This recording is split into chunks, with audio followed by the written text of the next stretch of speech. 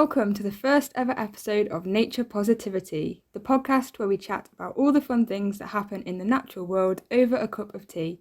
I'm Holly. And I'm Keris, and for this very exciting episode, we are joined by Georgina Hayes, a marine biologist, scuba diving instructor, and science communicator. I'm so excited to hear from Georgina, but first we would like to introduce this brand new podcast. We first met back in October 2021 and discovered that we both have a love for nature and science communication, so we wanted to join forces and create something that could spread more positivity about the wonderful things happening in the natural world, as well as talking about some amazing nature-based projects and creations. There is definitely a need for highlighting the negative impacts humans are having, and we of course know that conservation and protecting wildlife is so vital and important. Nature Positivity isn't putting down those efforts, we just want to create a space that celebrates all the amazing things in the natural world. Definitely. Another reason for wanting to start this podcast comes from my experience with mental health and eco-anxiety, and I've found myself switching off from connecting with nature despite being so passionate about it, and found that positive stories helped me to fight through that, and I hope this podcast can help people who feel that way too, as well as being hopefully entertaining to listen to. Nature Positivity will cover both terrestrial and marine wildlife, telling the stories of specific species and some amazing people working on various things from sand dune poetry to book photography. Anyway, enough about us. Let's hear from our first guest, Georgina. Do you have a cup of tea, a hot drink with you, Georgina? A hot drink? I do have a hot drink. Do you like my mug? It's very cute. For those who don't know, I've got Tigger on my mug. He's my favourite from Winnie the Pooh. Do you, Keris? Yep, I've got a cup of tea with me right here. And so do I. Hey, my name's Georgina. I am currently doing a master's at University of West England in Bristol on science communication. And before that, I was a marine biologist / scuba diving instructor in Indonesia on an island called Nusa Lembongan in Bali. I'm very jealous. I bet you wish you were there right now with the weather today.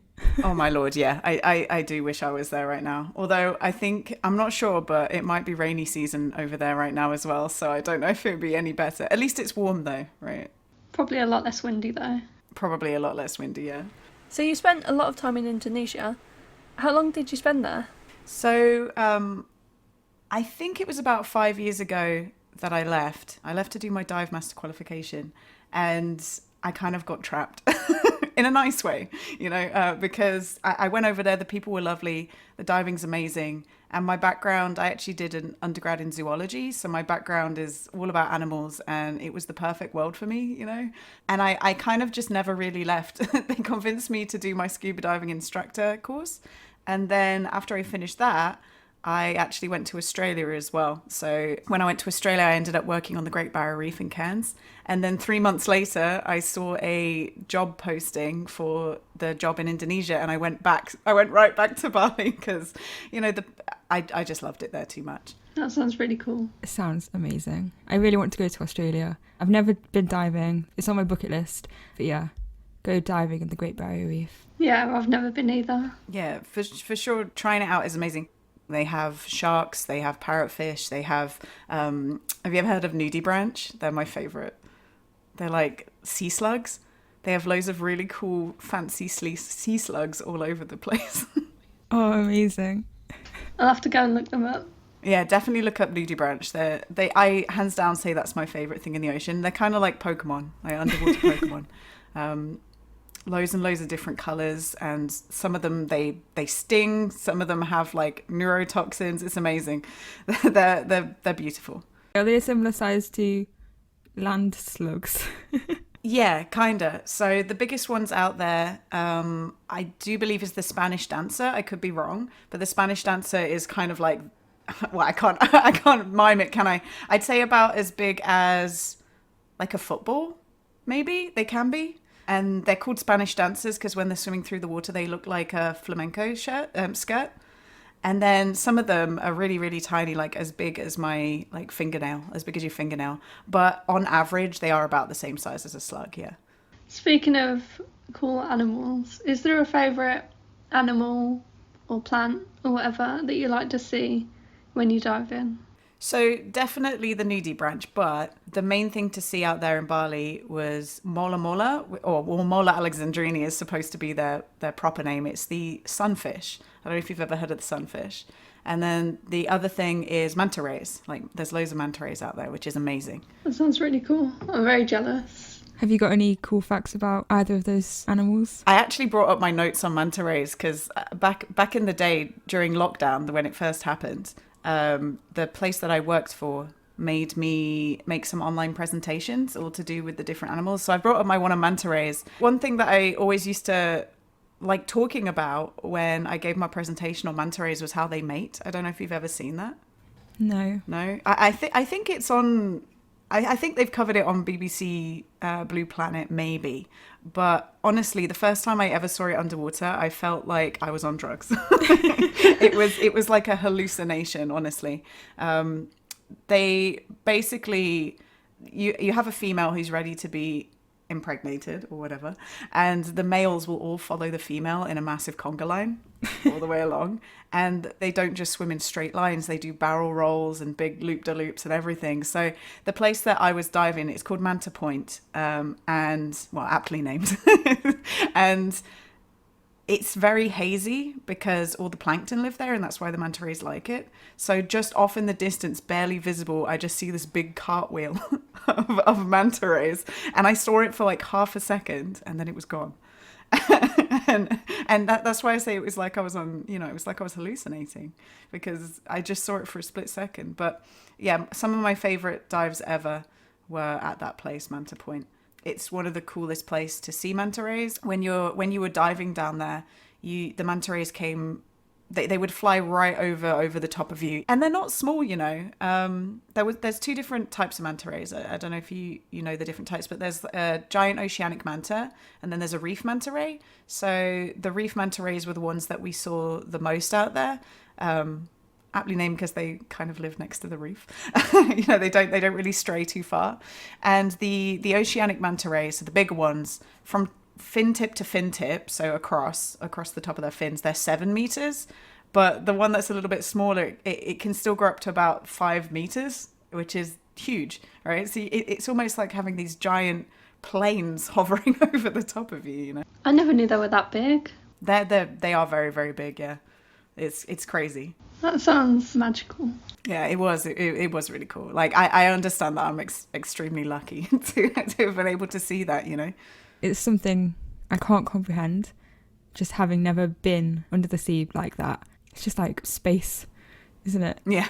You just can't imagine it until you see it. Well, they say that being underwater, it's the closest to being weightless that you can be, right? Mm-hmm. When you're scuba diving. Yeah. And it does really feel like that. There's tons of mental benefits to it as well. They say that, like, if veterans could go diving, it's very helpful for like veterans who have been to war and whatever. It's really, because all you can hear is yourself breathing and bubbles. So it takes away like all that excess noise around you. It's almost like meditating, it's amazing. And then you add like these beautiful creatures like manta rays on top of it, and I mean, come on. Can't get better than that. It's crazy. I'd say something that was really cool. Just before I left, this research came out that the place in Nusa Penida, Manta Point, and Manta Bay, because there was 2 locations where the manta rays like to live. The Marine Megafauna Foundation, they did some research, and they found that the area surrounding Nusa Penida could be the world's first labelled manta ray nursery, because they found like a high level of like really young manta rays there, which is cool. It's crazy that we don't know that much about them. It came out in 2019, the paper, but it shows that we really don't know that much about them, that only just in 2019 are we working out where their nurseries are, where they grow up, They're very mysterious. I think the only time we've ever seen a manta ray give birth is in captivity. Like, it's never been seen in the wild that we know of,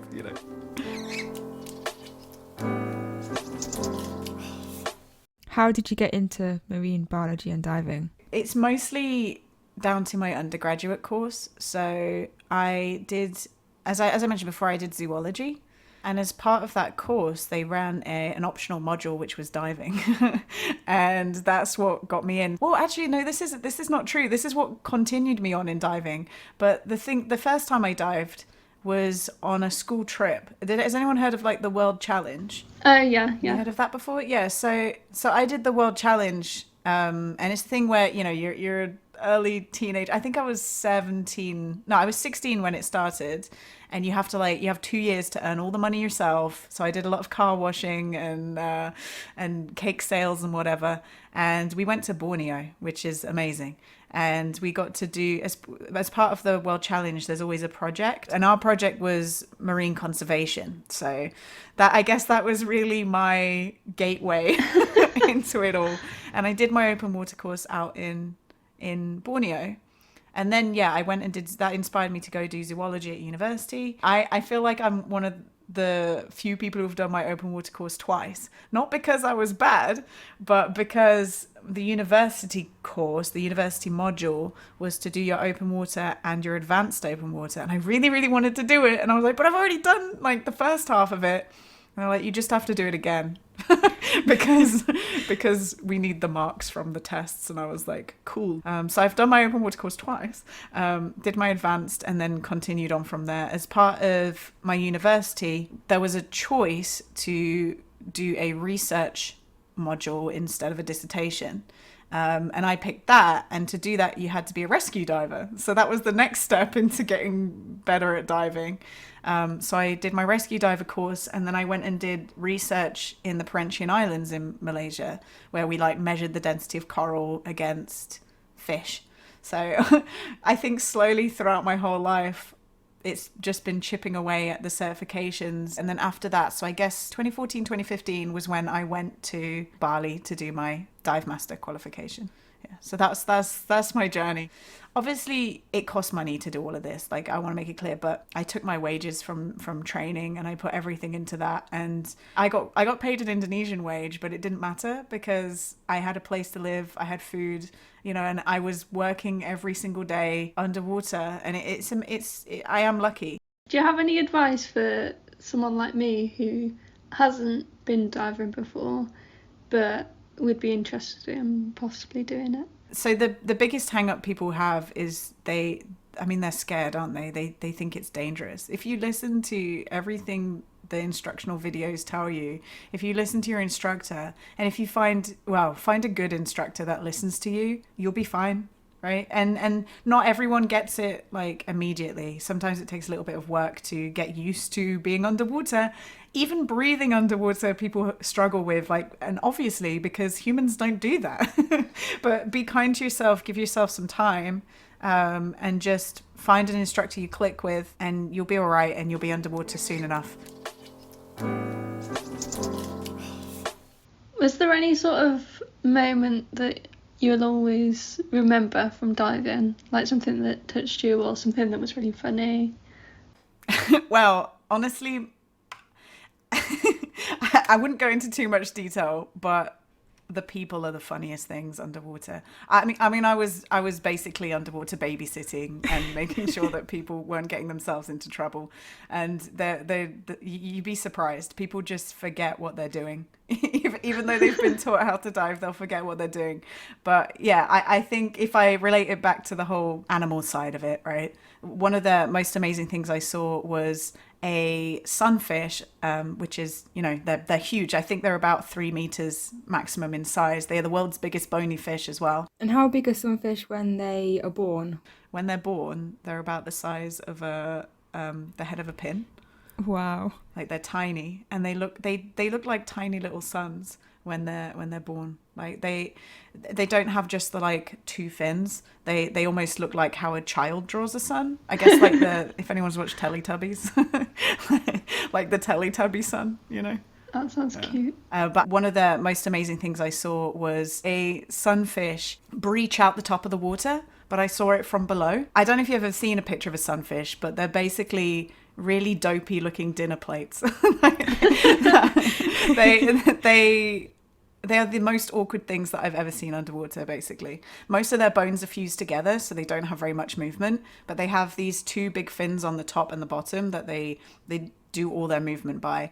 But one of the things they can do is breach, which means they jump out of the water, just as you see like dolphins jump out the water, you know? But imagine like a dinner plate doing that, right? It's not very graceful. However, seeing it from underwater is insane because I never knew they could move that fast. You know, 1 minute it was just chilling next to me, getting cleaned at a cleaning station, so fish were just biting parasites off of it, and the next minute I know it's shooting up like a rocket to the surface, and slapping on the top. It's crazy. And these things they live really, really deep in the ocean, so they come up to about 40-30 meters to get cleaned, and then if they need some extra cleaning, or if they, I guess, change their mind on where they want to be cleaned, they often will go to the surface and like sunbathe on top. And there's pictures of seagulls biting the parasites off of them. Yeah, that I suggest that everyone who's listening to this go look up a picture of a molar or a sunfish, because they are weird. When you say breach, do you mean like dolphins, they leave the water and then immediately come back in? Yeah. Is there a reason that they do that? It's not been studied, but it's been suggested that it's to knock parasites off their body. Okay. Like everything the sunfish seems to do above 40 meters is getting parasites off their body. Like, they are absolutely riddled with them. And I don't know if that's because they are down so deep and fish that are deep get loads of parasites, or if they're just genuinely just plagued and riddled. That would be something else to add to the list of dumb things that happen to sunfish, right? But I mean, there's tons of species underwater that need to go for cleaning, right? Like I've seen moray eels like just chilling in like a little rock with loads of cleaner shrimps in their mouths. You actually so actually if you can hold your breath for a long time, even though you're not supposed to hold your breath while scuba diving, got to get that one out there. But if you go up to some cleaner shrimp and you take your regulator out and you open your mouth, sometimes the cleaner shrimp will go inside and clean your teeth. Who needs a dentist, right? I know, right? I mean, they're underwater dentists, and I tried, but I always feel really self-conscious because I'd be with other people and they'd probably be looking at me going, what is she doing? But I tried to get my teeth cleaned by some shrimp. It didn't work though. But yeah, there's like suckers that attach themselves to sharks and eat the dead skin off there as well. Like I guess everything underwater just is covered in parasites and dead skin, and they need to be cleaned, you know. So I don't think sunfish are alone in that, but they have some inventive ways of of getting cleaned, you know. All I think of when I think of fish cleaning is, you know, that scene in Shark Tale. Yeah. And they sing that song. I can't remember how it goes now. Yeah. Uh-huh. I I always think of Finding Nemo. I've forgotten his name, but where he just gets Nemo, who's all dirty, and he spins him around really fast and gets all the I mess off know. of him. Yeah. It's not like that in real life. Oh. there's no. Well, I guess it kind of is like an underwater car wash, isn't it? Really. So Shark Tale took some liberties, but got it kind of right. Because there are cleaning stations, and I used to joke that they were underwater car washes for animals, you know, because the sunfish, they will go to a cleaning station. In Bali, it was a place called Crystal Bay. It's not the only place that you can see molar there, but it was a very common place to go. There, a lot of bannerfish live nearby, and bannerfish are the types of fish that clean the molar alexandrini, at least, the one that is endemic to Bali. Yeah, so you'd see like this fish coming out of the deep, this molar coming out of the deep. It'd come close to the reef, and then all the bannerfish would flock to it and start biting the parasites off of it. The seagull thing I never saw in real life. I've just seen pictures of it on Google, so I know it's a thing. But yeah, I mostly saw the bannerfish cleaning and the breaching. And the breaching thing's interesting because sometimes we'd be on a boat traveling to a dive site, and this wasn't in Nusa Penida, but it was on the other side of Bali, and we were just kind of traveling to the next dive site, doing our surface interval, waiting for the nitrogen to leave our bodies, and suddenly like the boat captain would like grab us and point and go, ah, because a molar had jumped out the water and slammed down, and it happened quite a few times during the day. It's wild. They do it all the time. I feel like the more I hear about some fish, the more I relate to them. There was a viral rant on Facebook sometime in the past couple of years of someone just talking about how useless they are because almost everything can kill them. Like you can scare most fish to death, but yeah, you can scare the molars to death. They only have like one food source, which is jellyfish, so they have to kind of just wait for the jellyfish to appear because they can't move very well. It's actually kind of weird how they eat as well. They actually squirt water from their mouths like water guns to break up the jellyfish to make them smaller and then take them into their bodies. Honestly, the more you learn about them, the weirder they get. It's very cool. Yeah. That is so odd. They're not just in Bali though. So the Mola alexandrini is the type that is in Bali, and that's endemic to the area, so you only find it there. But there are different types of sunfish. So I do believe there's some ones in Canada, I think. You see them in Canada. We've also, I think there was news a couple of, like, in the past 2 years that there was one off the coast of England. Like, I think someone saw one. How do they get there? Who knows? I mean, there's loads of different currents, isn't there, in the ocean? Yeah. Again, this is always like the default answer with marine megafauna, like big things in the ocean, but we don't know that much about them. So when these molar, once they finish like cleaning and they go back down into the depths, God knows, we have no idea what they do. I guess they're just chilling down there. I don't know what do fish do when they go off in the depths of the ocean. I guess the same things that we do when we, walk away from other people for the day. We just do our own thing. Kind of ironic that they're called sunfish when they spend a lot of time like out of the sun. This is true, yeah. It must be because of their shape, right? That makes sense. It must be. I was just going to say, it would be better if they were called dinner plate fish. Yeah, dinner plate fish is a good name. Like, they should do that. Should start a petition to get them renamed. Start a petition right now. I wanted to ask how all these different animals react to divers. Like, are any of them quite like inquisitive? If we go back to the manta rays for a second, some people always go, do they like the bubbles? Because you sometimes see them like we suggest to people that they don't breathe out while the manta ray is passing over them, but we have seen manta rays like try and swim into the bubbles, and we don't know, is that because they like it?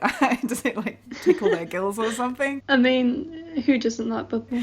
But that's their choice, right? I think the best way to deal with it, and it's something that the Green Fins Society and PADI, which is the Professional Association of Diving, and also Project Aware, which is like the eco side of PADI. It's like a branch off them, a charity that try and promote good marine practices. What they say is you take only pictures, leave only bubbles. I was very fortunate that I worked for a place that was one of the top eco resorts in the world. The owners really, really care about the underwater world and leaving as small as a footprint as you can possible whilst also enjoying it.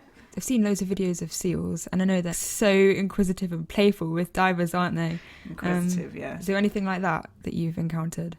So I've dived in England, but I've only dived in quarries, and then decided to go off somewhere warmer.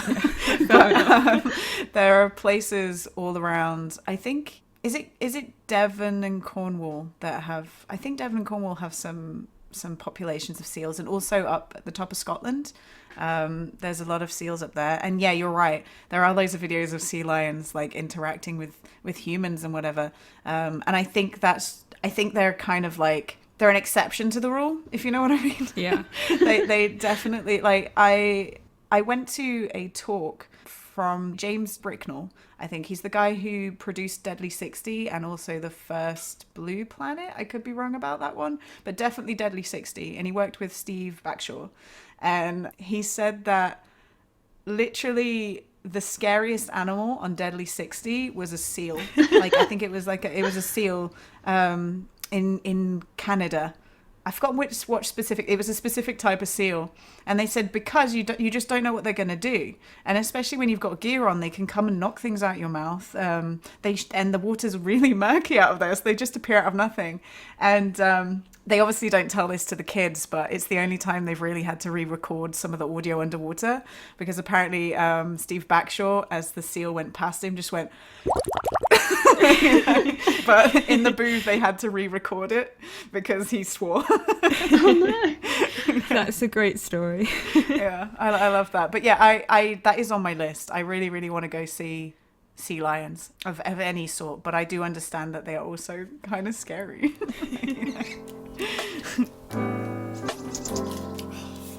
So we've talked a lot about animals. Are there any cool plants that you see? So they're not strictly plants. Well, they're not plants at all, but there's obviously all the coral down there. Mm-hmm. And that actually isn't where I was. There wasn't too many plants. there was always something we had to do when we were teaching people underwater naturalist, where you had to find 3 different plants. And the joke was we always just wrote like brown algae, red algae, green algae, because there wasn't too much plants, but plenty of coral, right? And I mean, I guess one of the coolest ones is bubble algae. I don't think I've heard of that. It literally sounds how it is. You just see these like little pearls that look shiny, like green like pearls that look really shiny underwater, and it's just a ball of algae. Oh, wow. That was always my favorite to spot. I've never dived in a place with loads and loads of plants, to be perfectly honest. I want to dive in a kelp forest. I don't know if you've seen those. That goes hand in hand with the seals. That would be cool. But again, it brings new challenges, right? If you swim straight through kelp, you have to be careful. It's very dense. But like most of the plants to do with where I was, it was on the shoreline, and it was mangrove, right? Because mangroves are like where the fish nurseries are. But that's not really something that we saw underwater. Although there was a dive site called Mangrove. But there was just mangrove on the side, that we went diving through the mangrove. That would have been cool though. Yeah. I think it's not deep enough though. Yeah, I don't really know how you'd fit. It's not really too deep. Yeah, you wouldn't fit. I guess you could go snorkeling in mangrove. Where we used to load the boat every day, we're surrounded by a mangrove forest. And sometimes when the tide was low, we'd have to carry all the tanks to the boat. So I'd be walking through like low tide next to the mangrove, and there were like nudibranch there and flatworms and loads of cute little crabs. They had fiddler crabs there. They're the ones with the like one big, I think they're called fiddler crabs, the ones with the like one big claw. Yeah. You know, where the males, they like show off to the females because they've got a massive claw and one tiny claw. Loads of those things. Also monitor lizards. And awesome birds as well. Loads of like things that look like kingfishers. Like it's just beautiful. Like, you know, I think, I mean, there's obviously beautiful things in England to look at. It's just different for us because we didn't grow up with that. So, you know, we suddenly see something that's a little bit of a different color, and we're like, woo. Yeah, it's like another world. Yeah, it's exciting.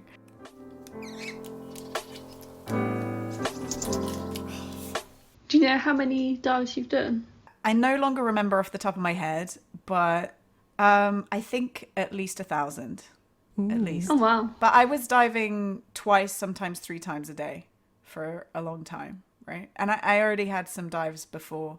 But yeah, 3 dives a day was the max. Sometimes we do night dives. That's really cool. Like you see everything that comes out at night on a night dive, right? Like all the normal fish go to bed. And if you like macro, so macro is one of my favorite things to go look at underwater. I enjoy taking photographs. I was never amazingly good at it, but I found a camera underwater, couldn't find the owner, and that became my camera. And it was really like one thing that it was kind of good at was taking macro photos. So that's the nudibranch, that's the crabs, that's shrimp, things like that. So nighttime dives were amazing because all these like crustaceans would come out. You'd see like the decorator crabs, the ones that really blend into the reef, and you have to really keep your eyes peeled to spot it. Harlequin crabs are beautiful. They're named after the pattern, you know, all really beautiful. And then at nighttime, when I went nighttime diving in Australia, that's when you'd see a lot of sharks. So I did some nighttime dives with sharks, especially with reef sharks, right? But you'd shine your torch around, and they have eyes similar to cats, where if light hits it, it's got like a yellow coating because it helps them see better in the dark, right? But all you'd do is you'd like turn around and you'd see these like yellow eyes in the dark. Yeah, really, really cool. Night dives are amazing. How big are those reef sharks? Reef sharks, like 1 more like 1.5 meters. They're not big. There's grey reef sharks, white tips, and black tips. They're the three common like ones that you typically see. Not all sharks look how you think they're going to look, right? You have bamboo sharks and guitar sharks. They're closely related to rays in how they look. There was a lot of bamboo sharks in Bali. A bamboo shark? I feel like I've never heard of that. Do they like bamboo? I don't know why they're called bamboo sharks, but they're a little bit more flat and they're brown and they have like stripes on their body, like lighter brown stripes. This is me knowing nothing about diving, but how long do dives last? So it depends on the person and it depends on how deep you go, because there's a lot of physics in diving. People would love this if they love physics, though. and I think it's that maybe some of the hardest things to get your head around. But the deeper you go, the more compressed your tank gets. So the more air you breathe, like the faster you breathe the air. You're still getting the regulator that's in your mouth. It delivers it kind of depressurizes it and delivers it at like how you normally breathe air, if you know what I mean. That's the job of the regulator. But yeah, the air in your tank gets super compressed, and yeah, you breathe more the deeper you go. Also, like, you get more nitrogen in your body the deeper you go, faster. So you have to take that into account as well. And then also the general fitness of a person. So you have like 200 bar in your tank, 200 bar gas. I could get to 120 bar, so I've used 80 bar in about an hour. But we would normally end the dive when the first person hits 70 bar. So we leave like a third of the tank left just in case something goes horribly wrong. Like you don't want to be coming up on your last couple of breaths. That's not smart.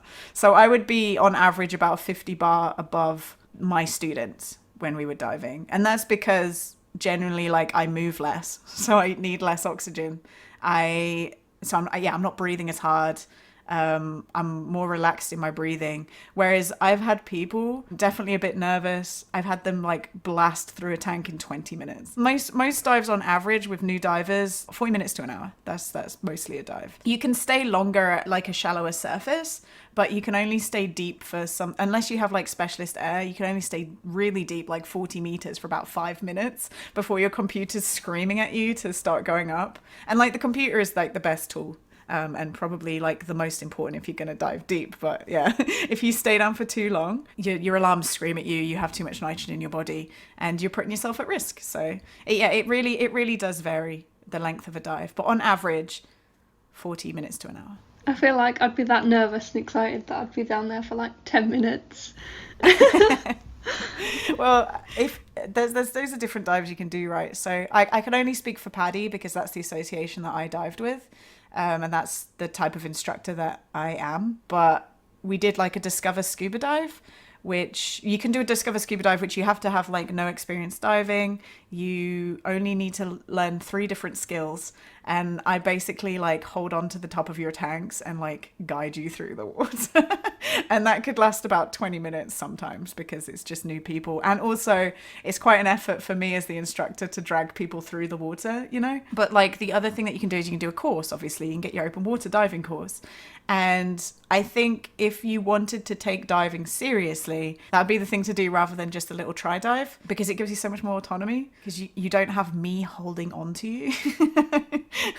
You know, so that would be the way to go. And then you basically learn to control your buoyancy yourself, which is another thing that's super cool, like to do with the physics of diving, keeping your buoyancy right. That's why it's kind of like flying. But yeah, you learn how to keep your buoyancy right. So you just kind of sit, we call it neutrally buoyant, where you're not going up, you're not going down, you're just hovering. And it's super weird because your breath will affect it as well. So you take a breather and you'll start to go up, and you take a breath out and you start to go down. Like, it's super cool. Like, again, as I say, if anyone's into physics, diving is really cool to look into. Kind of sounds like a video game. I feel like you could make a game out of that. Yeah, it kind of is. Maybe that's why I like it, you know. And then you can blow bubble rings and all sorts. It's a lot of fun. It's not just about the fish. Although I like it because of the fish. So here on Nature Positivity, we like to end our episodes with our nature highlights of the week. Georgina, do you have a nature highlight of the week? Yeah, so I actually live in inner city Bristol, so my chances for nature are few and far between. You probably understand that.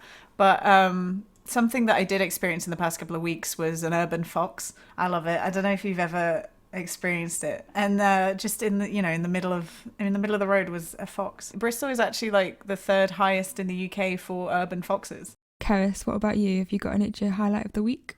I have been catching up on the new David Attenborough series about plants, and yeah, it's worth watch. I've just watched episode 2, and it's so cool, like seeing these plants almost like come to life, because obviously they grow over such a long time scale. We don't normally get to see that, but because they've been able to do time lapses, it's been really cool.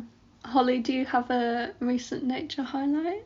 So I went out just for a walk, just around the local area. But just that experience in itself was a highlight. Just hearing the birds and just the mindfulness. You mentioned like mental health before, but just being out and about, just a world of wonder.